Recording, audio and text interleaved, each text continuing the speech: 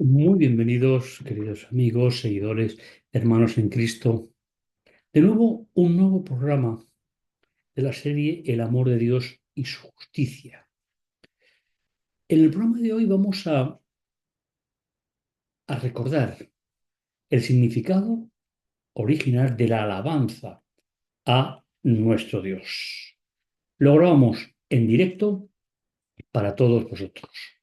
Como textos introductorios se seleccionan, como decíamos en capítulos anteriores, la Teodicea es un movimiento intelectual, filosófico y teológico que intenta compaginar a ese Dios todopoderoso con la existencia del mal, que incluye una variante en la ecuación que resulta significativa que tengamos en cuenta para poder comprender cuál es la relación de Dios con el mal, y es el libre albedrío. Llevamos hablando de ello en programas anteriores.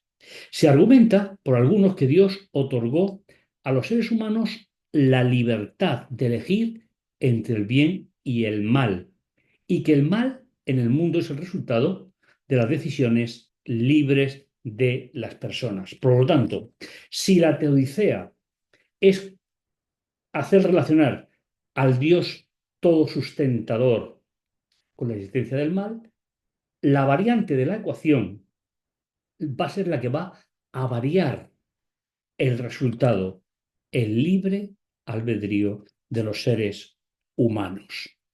Hemos de recordar que esta relación es difícil de explicar para aquellas personas que no aceptan o no conocen a Dios, pero no más difícil que intentar creer en la Biblia sin conocer al Dios de la Biblia.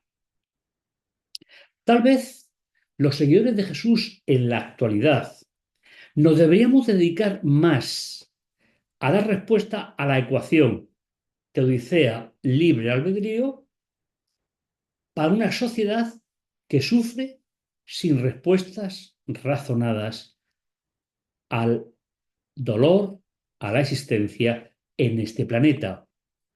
No debería, y me pregunto, ¿no debería ser este uno de nuestros verdaderos objetivos en la predicación?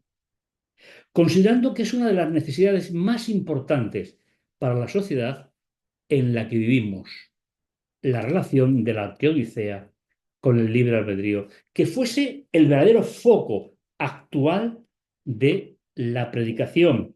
Lógicamente, ¿te has preguntado si la cosmovisión de la ley, monovisión en teología, es realmente la principal necesidad del ser humano en el siglo XXI?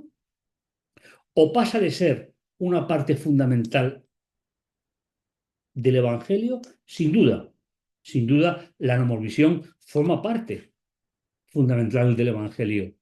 Pero tal vez en el siglo XX, siglo XIX, en nuestros orígenes, el desgranar completamente el tema de la ley era algo fundamental.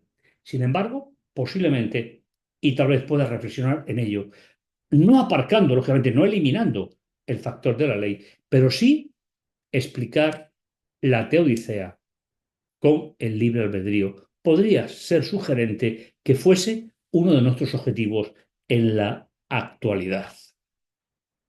Como textos introductorios, Juan 18:36, contestó Jesús: la realeza mía no pertenece al orden este. Si perteneciera al orden este, la realeza mía, mi guardia personal habría luchado para impedir que me entregaran a las autoridades judías, ahora que la realeza mía no es de aquí. Es sabido, es comprendido por todos que Jesús perteneció por la parte humana a la tribu de Judá y por la parte divina era el Logos, es decir, el Logos que era Dios en toda su dimensión. Le preguntó entonces Pilato, luego, ¿tú eres rey? Contestó, y no perdamos de vista el versículo 36, que la realeza de Jesús no era del orden del cual Pilato está preguntando. Luego, ¿tú eres rey? Contestó Jesús, tú lo estás diciendo, yo soy rey. Yo para este he nacido y para esto estoy en la sociedad, para dar testimonio en favor de la verdad. Y Pilato le pregunta, ¿qué es la verdad? Estos textos nos ayudarán a entender ese gran dilema, entre el reinado de Jesús como miembro de la tribu de Judá y el delegado del imperio en Palestina. Aquellos, el mal que han presenciado y experimentado les lleva en muchos casos a odiar a Dios o a negar su existencia. ¿Dónde está Dios cuando hay sufrimiento? El ungido, el vencedor. La Biblia dedica un importante espacio a señalar cómo el usurpador y o calumniador realiza varias acciones en nuestro planeta. Es el engañador del mundo entero desde el principio de la entrada del pecado, tanto aquí como en el universo. El calumniador y acusador de Dios y de su pueblo. Y en tercer lugar, el gobernante usurpador de este mundo se ha impuesto como gobernante, pero no solo por una decisión suya, sino que al igual que pasa con Dios, que no puede actuar si el ser humano no le abre la puerta, el enemigo tampoco. Para que pueda actuar siempre tiene que haber un ser humano que su libre albedrío le lleve a permitir que actúe a través de él, a través de ellos. Tenéis diferentes textos donde se pueden resaltar estas tres ideas fundamentales. Juan 18:37 le preguntó, lo hemos visto, le preguntó Pilato, luego, ¿tú eres rey? Contestó Jesús, tú lo estás diciendo, yo soy rey. Y aquí quiero resaltar dos palabras, ya que el texto lo hemos tomado como introducción.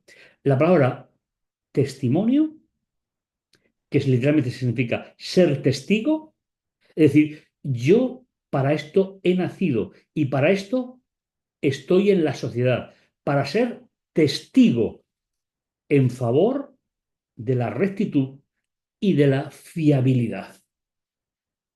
No sé si el sentido semítico de esta frase llegó a ser comprendido por Pilato, pero lo importante es que Jesús justificó. Jesús vino para ser testigo en favor de la fiabilidad y rectitud de Dios hacia la humanidad. Y finalmente Pilato le pregunta, ¿qué es la fiabilidad o la rectitud?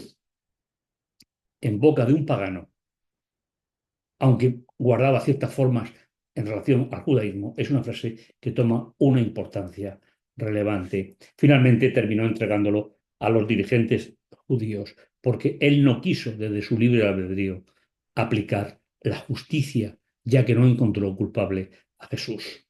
El que es justo y justifica a los que creen en él. Romanos 3 del 9 al 20 hace un resumen de la naturaleza humana frente al pecado y nos dice varias cosas que son una realidad imposible de eliminar en su totalidad.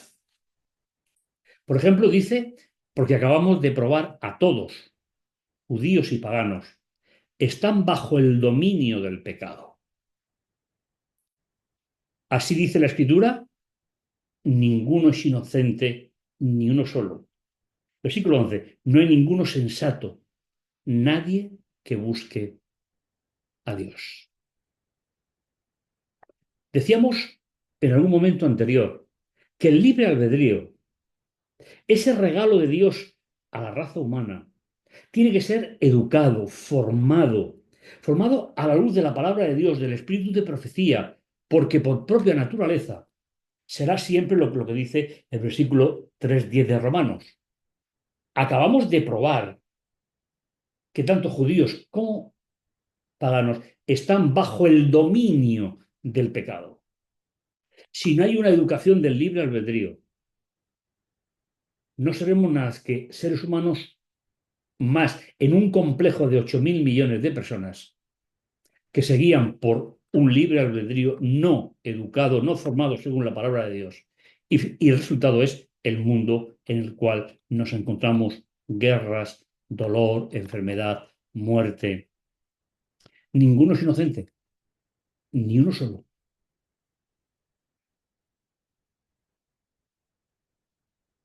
Romanos 3 del 9 al 20 hace un resumen de la naturaleza humana frente al pecado. Entre otras cosas, nos va a decir: 3:19. Como sabemos, siempre que la ley habla, se dirige a sus súbditos. Todos los textos que vamos a emplear están tomados de la Nueva Biblia Española, adaptada en algunas cosas en particular. Con esto se le tapa la boca a todos. La sociedad entera queda convencida ante Dios, porque nadie podrá justificarse, es decir, está en un futuro pasivo, es decir, nadie, lo quiera o no lo quiera, podrá justificarse ante Dios, aduciendo que ha observado la ley. Pues la función de la ley es dar percepción o entendimiento del pecado. Esa traducción me parece más acertada para que podamos entender algunos detalles importantes. La ley le habla a los que están bajo la ley, que es toda la humanidad, todo lo que hemos visto anteriormente de una sociedad sin haber educado su libre albedrío. Por lo tanto, nadie podrá justificarse ante él, nadie, aduciendo que ha observado la ley. Porque la ley tiene otra función y creo que es importante para el mundo en el cual vivimos: la percepción, el entendimiento del pecado. Justificarse literalmente significa, por el futuro pasivo, será tratado como justo. Esa traducción nos acerca más al sentido original. Nadie será tratado como justo. El verbo en pasivo indica que el receptor recibe la acción pero no la provoca. No tiene capacidad para probar. No somos justos todavía, sino que somos vistos como justos por el ungido. ¿Y cuándo sucede eso? Cuando hemos educado, cuando hemos formado nuestro libre albedrío y, en todo lo posible, tomamos decisiones que se justifican en la relación personal con Jesús. Y esto no proviene del cumplimiento de la ley. Pablo va a hablar de la Torá en su conjunto, no en secciones concretas. Va a hablar de la función pedagógica de la ley.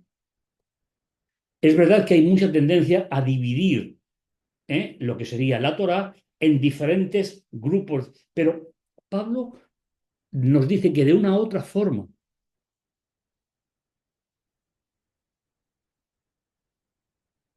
la ley no nos va a tratar como justos, porque su función es acusar cuando cometemos pecado. Por tanto, es una función de pedagogo, de maestro. El propio Pablo en Gálatas 3:24 dice: así la ley es nuestra niñera hasta que llegara el Mesías y fuéramos rehabilitados por la relación personal y estable con él. Conozco que hay una controversia en diferentes grupos si la ley está o no está, pero finalmente hemos leído que la ley no es la que nos salva, sino es la niñera que nos lleva, el ayo, como traducen algunas versiones, la que nos lleva al Mesías. Y somos rehabilitados por la relación personal y estable con él. Lo que se traduce, piscis, se traduce por fe normalmente. Con la llegada del Mesías, la ley nos muestra el pecado pero seremos justos o justificados, tal y como hemos explicado, exclusivamente por el Mesías. Si la Biblia no existiera, si la religión personal no existiera, que nos llevara a formular nuestro libre albedrío como un punto de acceso a Dios, nadie sería declarado justo. Y solo tenemos que mirar a nuestro alrededor. Injusticias, guerras, hambre, mala distribución de los alimentos, accidentes, asesinatos. Ahora, en cambio, sigue explicando el apóstol, independientemente de la ley, que ya hemos anunciado, dicho, comentado cuál es su valor, mostrar el pecado, está proclamada una amnistía que Dios concede. Fijaos qué detalle más bonito, cómo traduce la nueva versión española. Traduce por amnistía. El sentido jurídico de amnistía tiene algunas variantes que son inamovibles. Para amnistiar tiene que haber una condena. Para amnistiar tiene que haber un reconocimiento de la condena y la solicitud personal por parte del condenado que pasar a un estado de gracia por el legislador. Cualquier otra forma que se le dé a la amnistía no forma parte de ningún foro legal del mundo, ninguno. Por lo tanto, independientemente de toda la ley, es decir, de la función pedagógica de la ley, está proclamada una amnistía que solo puede conceder Dios. Y además está atestiguada por toda la Biblia que tenía Pablo, toda la Biblia que tenía Jesús. El Nuevo Testamento se está formando, aún no tiene esa visión que nosotros tenemos. ¿Cuál es el valor que se diga la ley y los profetas? Está atestiguada realmente en la Biblia que ellos conocían. Amnistía que Dios otorga por la relación personal y estable en Jesús el Mesías. A todos los que tienen esa relación especial con Él. Relación estable, consecuente con Él. A todos sin distinción, porque todos pecaron y están privados de la presencia de Dios.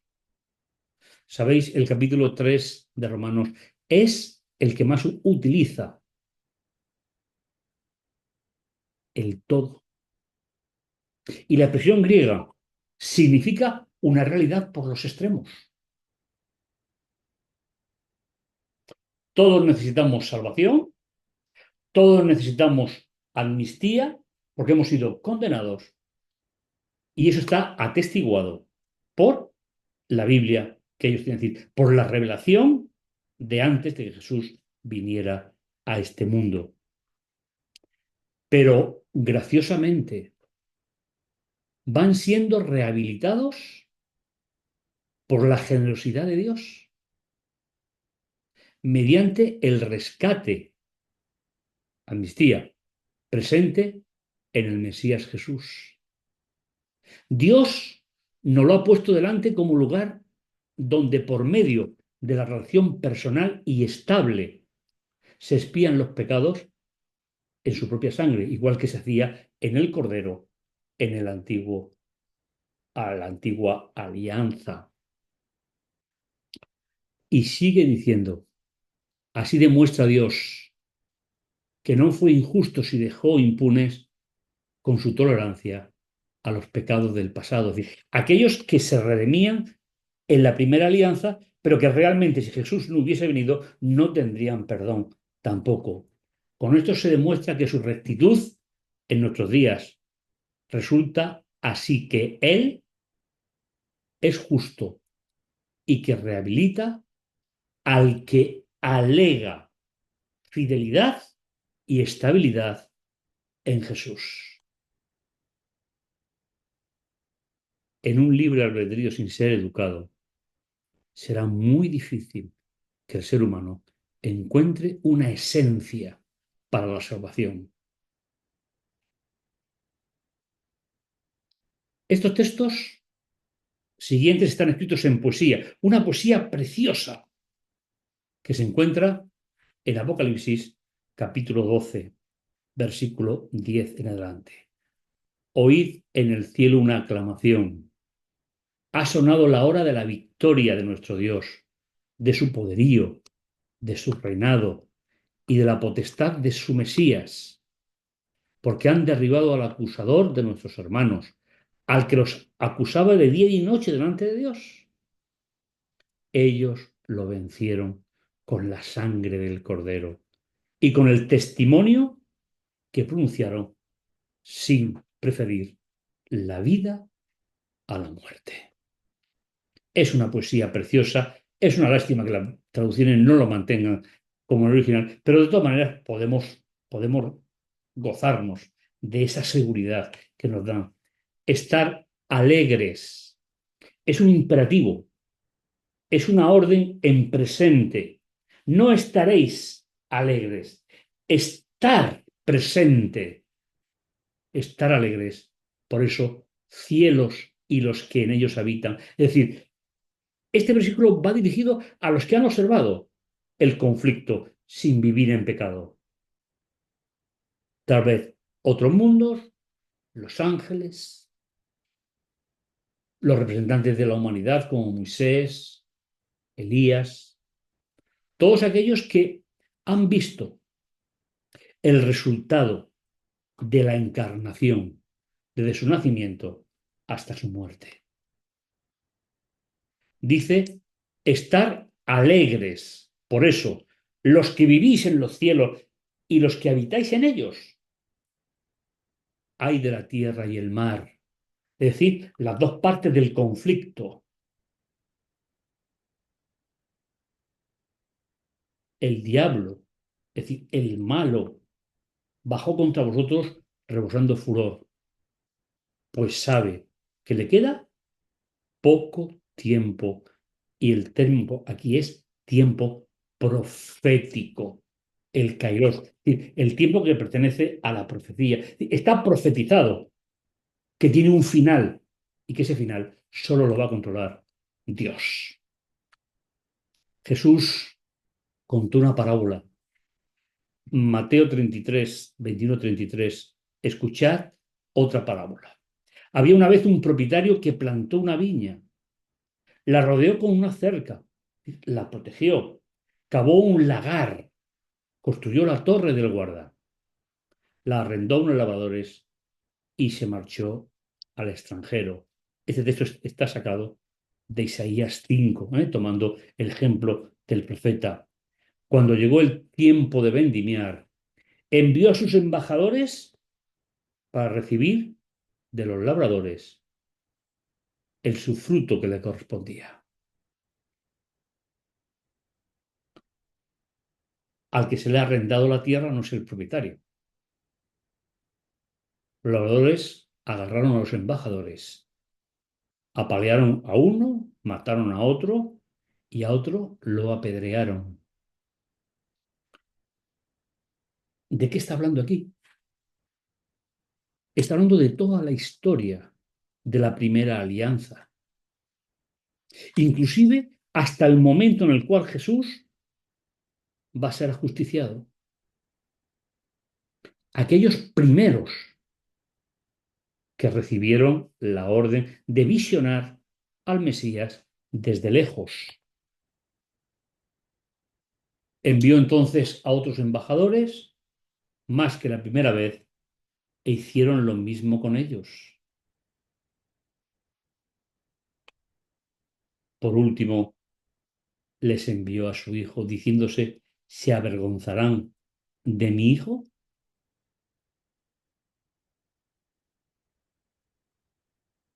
Pero los labradores, al ver al hijo, se dijeron, este es el heredero. Venga, lo matamos y nos quedamos con su herencia. Lo agarraron, lo empujaron fuera de la viña y lo privaron de la vida. Pasamos desde los ancianos, los profetas, los patriarcas, los reyes con el pueblo, y llegamos a la época de Jesús, cuando vendría el Mesías. Cuando miramos los acontecimientos de aquella tarde en el Gólgota, en arameo lugar de la calavera, conocéis la verdadera dimensión del dolor humano. La deidad la experimentó a través del Dios encarnado. Por decirlo de alguna manera, y posiblemente sea simbólica, todo el concepto que Dios tiene del sufrimiento humano, o el sufrimiento como lo entendemos nosotros, está basado en la visión del encarnado.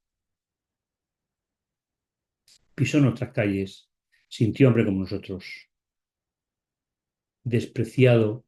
El profeta Isaías en el capítulo 53 nos habla de ello como una promesa, como una profecía, despreciado y enviado de la gente, un ser humano hecho a sufrir, curtido en el dolor. Al verlo, se taparon la cara. Despreciado, lo tuvimos por nada. A él que soportó nuestros sufrimientos y cargó nuestros dolores, lo tuvimos por un contagiado, herido de Dios y afligido.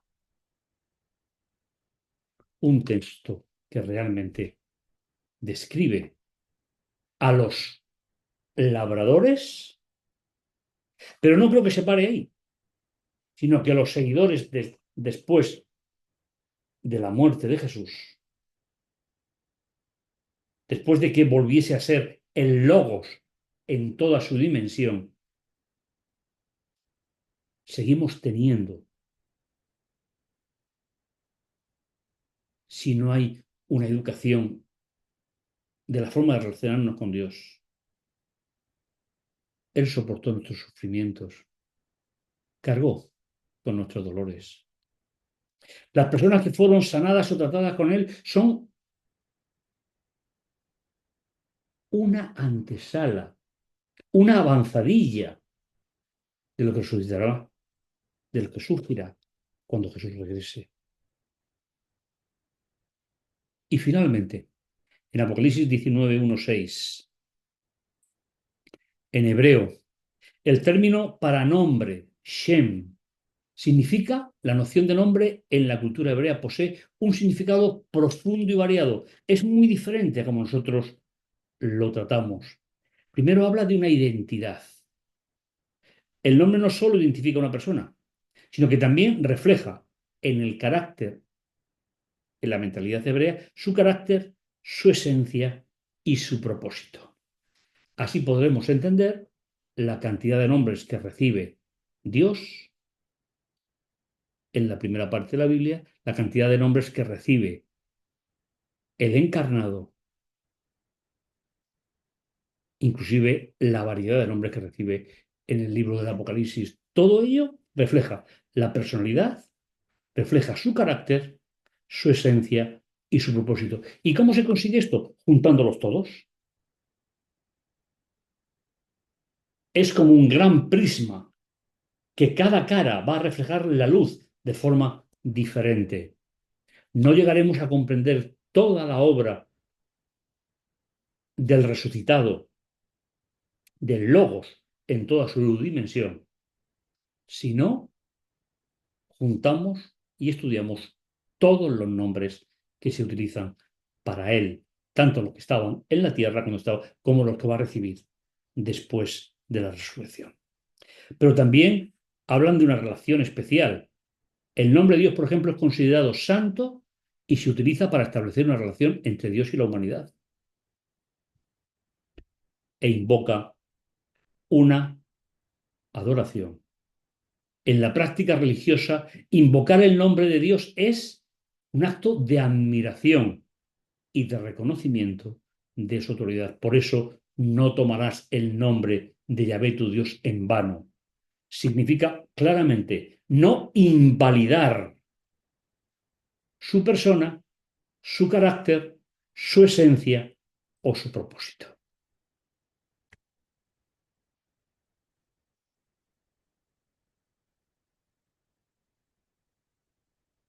En resumen, el nombre en hebreo es un concepto que abarca identidad, relación, exhortación, honor, y se utiliza en contextos tanto personales como religiosos.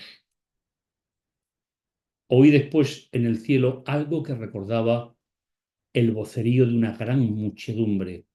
Cantaban Aleluya. Aleluya significa alabar a Yah. Yah es una abreviatura de Yahvé, es decir, alabar a Yahvé. La victoria, la gloria y el poder permanecen a nuestro Dios, porque sus sentencias son legítimas y justas.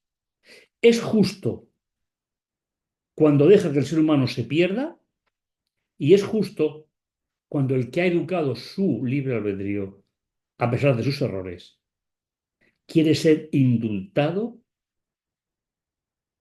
como medio de salvación, como medio de lugar de encuentro con Dios, porque son justas y legítimas. Él ha condenado a la gran prostituta que corrompía la tierra con su fornicación y le ha pedido cuenta de la sangre de sus embajadores.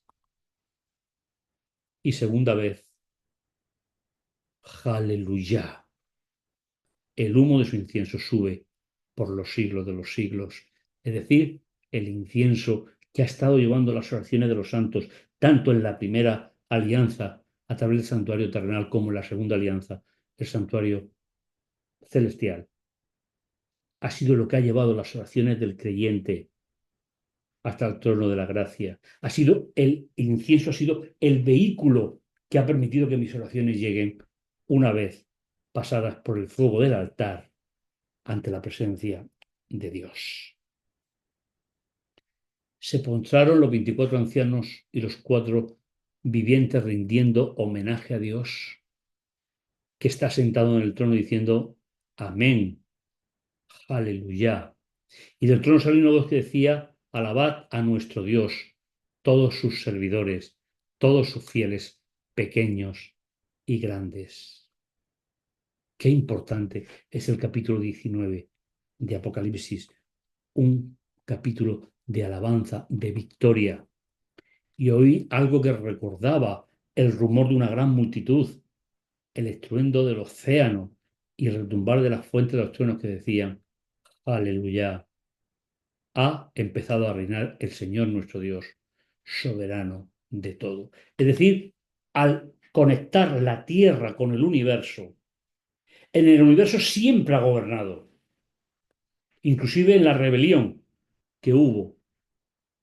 Dios seguía rigiendo el universo, pero no lo hacía así en la tierra.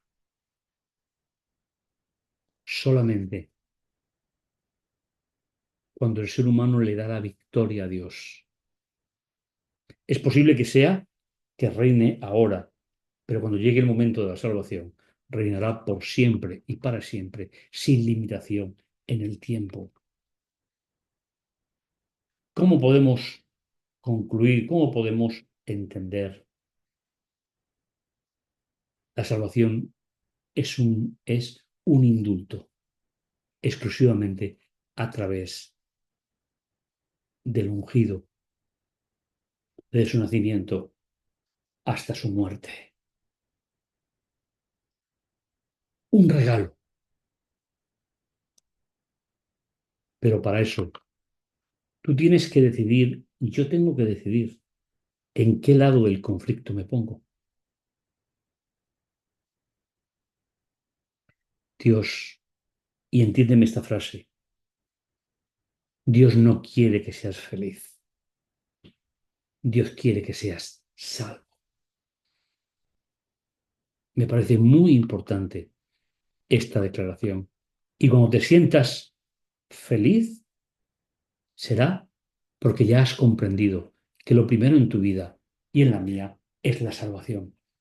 La salvación por la admiración a Dios y la admiración al Logos, que es Dios, que sigue llevando las marcas en su cuerpo. de lo que pasó en la tierra. Que el Señor te bendiga, que el Señor te guarde y tal vez nos podamos encontrar en otro programa. Será entonces, de nuevo, un gozo para mí poder entrar hasta tu casa, hasta tu medio donde escuches y veas, y que la paz del Señor traiga seguridad a tu vida y ahora y hasta su regreso. Amén.